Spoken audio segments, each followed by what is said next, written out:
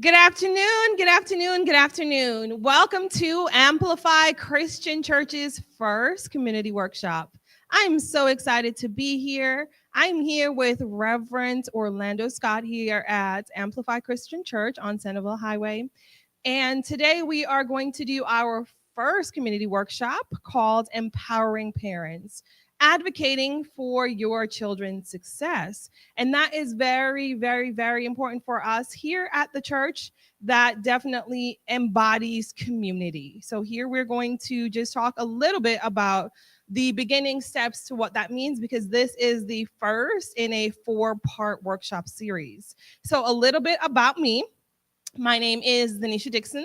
I am the CEO of WednesdaysCoach.org. It is a consulting company that consults for special education. So if you are in any kind need some advocacy for your child who is being served or being considered to be served in special education, we take care of that. We also do spiritual and pastoral care. I am also the author of over 10 different books. One of them is Grandpa's Pumpkin. The other that has just been newly released is Navigating IEPs for Parents. So today we are going to talk a little bit about what it means, some of those terms that we see being thrown around. So a lot of those terms include IEPs, EIPs, 504 plans. We have our FAPs. We have all of these words that are thrown around, and sometimes they become overwhelming because we don't know what that means. So let's talk about an IEP. It's something we hear all the time. An IEP is an individualized education plan. It's normally something that the school decides or the school sees your child struggling, ask you for your permission to test them.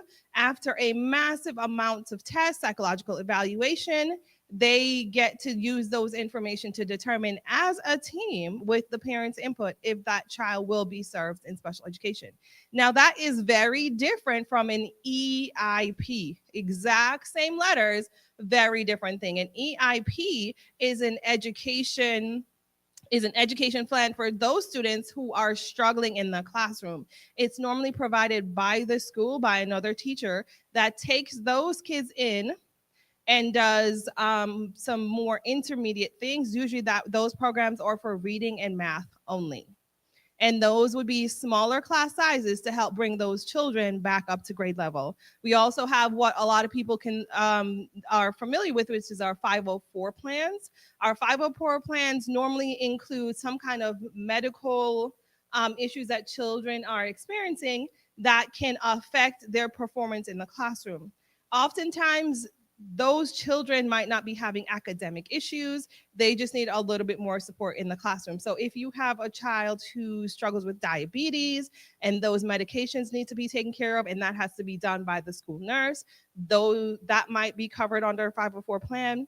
If you have a child that has some other medical issues that might affect attendance or require some kind of special aid, but they do not qualify for a special education program, those could be considered in our 504 plans. Okay.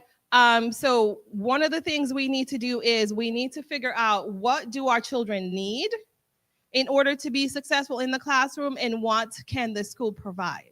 But I will say, after being in the classroom for over 15 years, that the most important thing we can do as parents is to make sure that we are making sure that our children are able to read and do math.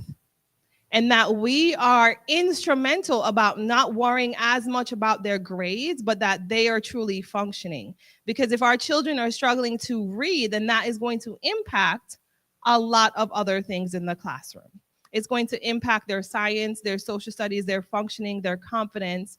And we want them to be not just great readers because the school wants them to be great readers, but we want them to have full confidence in who they are and to know that they can really achieve. They need to be able to read those phone contracts. They need to be able, if they're going on Minecraft and something pops up, they might need to be able to read that, right? So reading really is fundamental. And so as parents, we're seeing a lot of parents taking step back and saying they don't know what to do. But a lot of the basic things that we do need that will help students in the classroom is reading and math.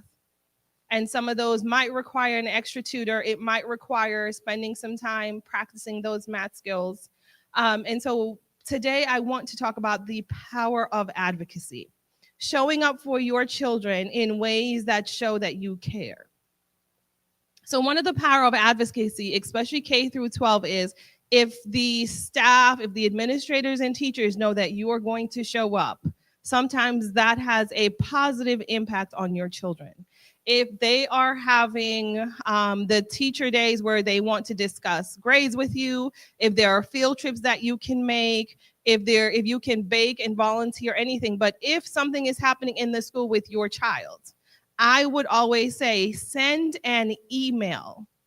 Emails are receipts. And if you can email for your child to say, hey, I'm not sure what's going on, email me and tell me so that I can have, and then when you get that email back, you have a receipt of what is being done and what's not being done. A lot of times schools love to make a phone call because they don't have to keep records of it. So one of the great ways, I would say the first step in advocating for your child is make sure it's in writing.